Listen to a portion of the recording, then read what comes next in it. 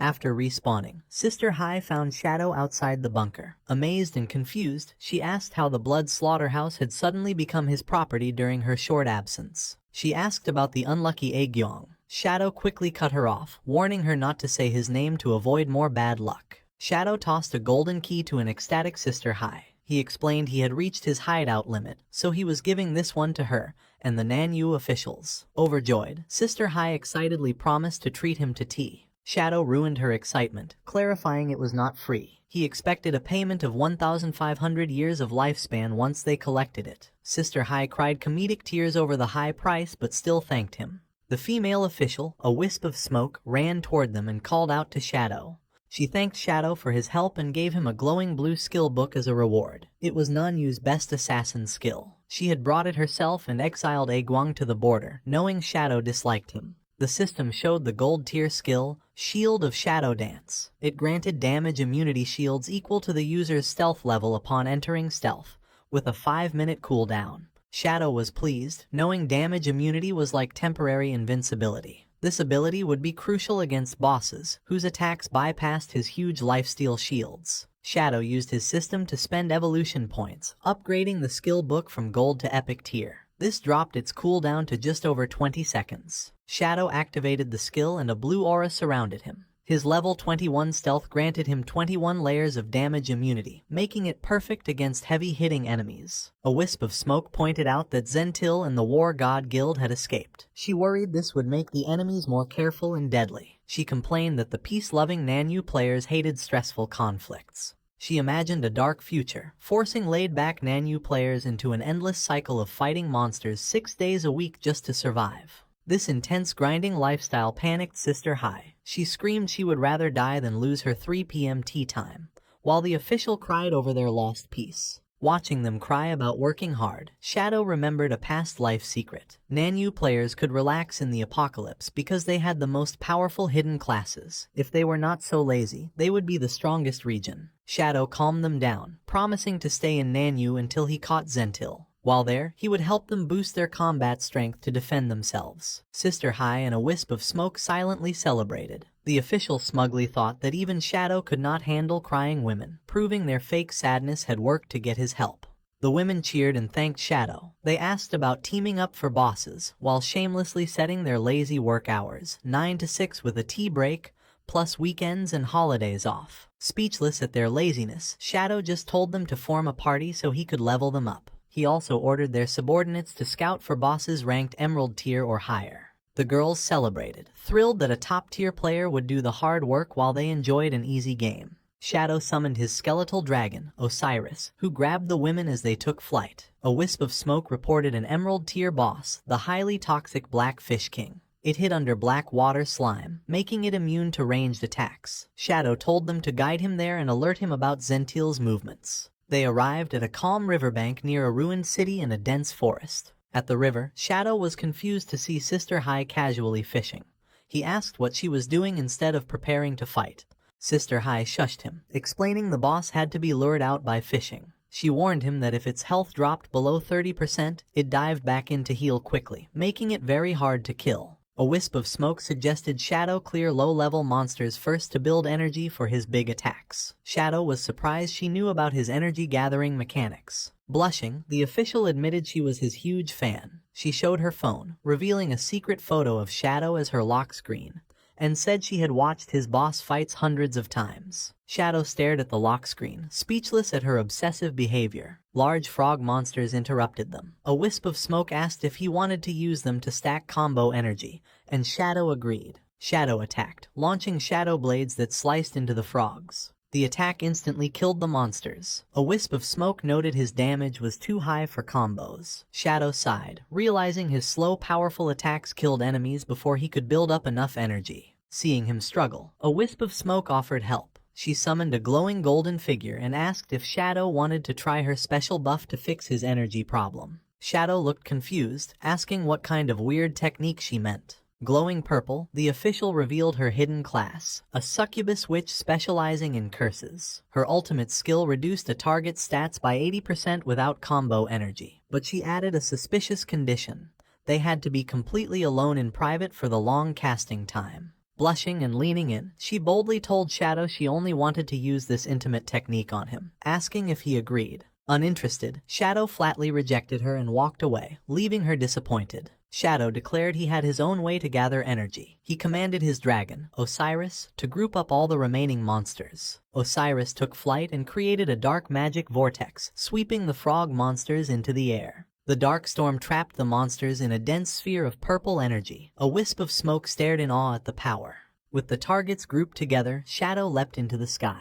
Mid-air below the monsters, Shadow unleashed Dark Night Ring Blade. A massive circular wave of red energy sliced through the trapped enemies. The official was stunned by the massive damage numbers, screaming that there were too many zeros to count. She shouted excitedly when Shadow landed. With his combo energy maxed out, Shadow announced he was ready. He asked Sister Hai if the boss had taken the bait. Sister Hai's fishing rod suddenly bent. Struggling against the pull, she yelled that the fish was hooked. With a mighty pull, Sister Hai pulled a giant, dark-scaled fish out of the water, shouting her guild's catchphrase. The level 20 emerald-grade highly toxic black fish king loomed over them with glowing red eyes. Sister Hai quickly backed away, leaving the fight to Shadow. Shadow locked onto the boss and prepared his strike. Shadow used his ultimate skill, Crimson Blade. A huge red slash hit the fish, dealing 40,000 damage. But Shadow sensed something was wrong. Analyzing the combat data, Shadow realized his ultimate was severely weakened because the monster had a 90% damage reduction from its thick slime armor. He concluded that if his attack could not one-shot the boss, he could not stop it from escaping back into the river when its health hit 30%. Standing on the highly toxic Black Fish King, Shadow realized its slime coating gave it a 90% damage reduction. If he couldn't kill it in one hit before its health dropped to 30%, it would easily escape. The giant beast roared, pulling its head back to spit a dark, poisonous liquid. The monster used its rotten mud attack, sending a wave of toxic sludge toward the riverbank. Sister Hai and the official ran away in panic, knowing the poison was deadly. Ignoring this, Shadow summoned multiple golden orbs around him, each holding a Shadow clone ready to strike. In a flash of blue light, Shadow and his clones used instant Shadow Slash, hitting the beast's throat and dealing heavy damage. Shadow landed on the muddy bank. He initially wanted to kill the boss in one hit, but decided this was a good chance to test something else. His eye glowed with purple light as dark energy surrounded him. It was the perfect time to try his new finishing move. Shadow activated his Endless Nightmare ultimate, covering the fish in purple flames. This skill made enemies build up a nightmare gauge every second, with his attacks adding even more to the meter. Radiating a purple aura, Shadow controlled the dark spell. The skill gave an 80% damage boost. Once the nightmare gauge reached 100, the enemy entered a nightmare state. In this state, monsters fell into a deep sleep. The true power was the eye-breaking strike. The next attack that woke them would deal triple damage. With the boss trapped in the nightmare, Shadow delivered another instant Shadow Slash to its throat. The critical hit caused an icy blue explosion, and Shadow dashed back to avoid the blast. The system confirmed the emerald-grade boss was dead. Shadow earned experience, evolution points, extra lifespan, and more nightmare resistance. Sister Hai and the official cheered, amazed he killed it without letting it escape. As Shadow checked his loot, he saw evolution points and equipment. But one drop caught his eye, a glowing blue treasure map. The map showed a star-marked chest, revealing the location of a legendary secret treasure hidden in the forest near Zhonghai City. Zhonghai City was too far away for Shadow to visit. Instead of giving up, he sent the map to a trusted ally back home, knowing her natural good luck was perfect for a treasure hunt. Shadow gifted the remaining loot to his companions. Sister Hai cheered but noted it was almost time to go home. Ignoring them, Shadow insisted they still had 30 minutes to hunt 2 more bosses. Meanwhile, in the forest near Zhonghai City, a horned demon monster slept on a thick branch. Below, a small group of riders moved through the woods, their quiet trip broken by loud crunching noises. Wang Meng checked the map Shadow sent, confirming they were close to the treasure. Captain An Yu advised caution, since they didn't know what monsters hid in the woods. The loud crunching sounds continued, making both Wang Meng and An Yu annoyed. They turned to find the noise. Little Black and her alpaca mount were happily eating crackers. A frustrated Wang Meng scolded Little Black, warning that her loud eating would attract monsters and complaining she was treating the dangerous trip like a picnic. High above, the noise woke the sleeping demon monster. Unaware of the danger, Little Black explained to Wang Meng that her good luck had been failing, so she was trying to fix it. She showed the crackers to her friends, claiming they weren't normal snacks. She bought them from a mysterious merchant in a cleared dungeon. The merchant said the snacks were rare treasures from another world that brought good luck. She eagerly offered them to her friends. Captain Unyu chuckled, finding her belief adorable. Wang Meng, already eating a cracker himself, told Unyu not to laugh, admitting they were very delicious. Annoyed that her friends doubted her, a pouting little black stuffed another cracker into her mouth and kept crunching loudly. That final crunch was enough. The massive creature sleeping above suddenly leapt off the branch. With an angry roar, the giant demon monster dropped straight down toward the group. The beast slammed its fists into the ground. Luckily, the group managed to scatter and dodge the impact just in time. As the dust cleared, the system showed a level 18 emerald grade boss, the ferocious ape. Looking at the monster, Wang Meng panicked, certain they would die. The ferocious ape roared, its red eyes locking onto the source of the noise. Ignoring the others, the giant ape reached for Little Black. Before she could react, the beast grabbed Little Black and her alpaca. It violently threw them deep into the forest. Wang Meng and Captain Unyu watched in shock as their friend was thrown far into the night sky.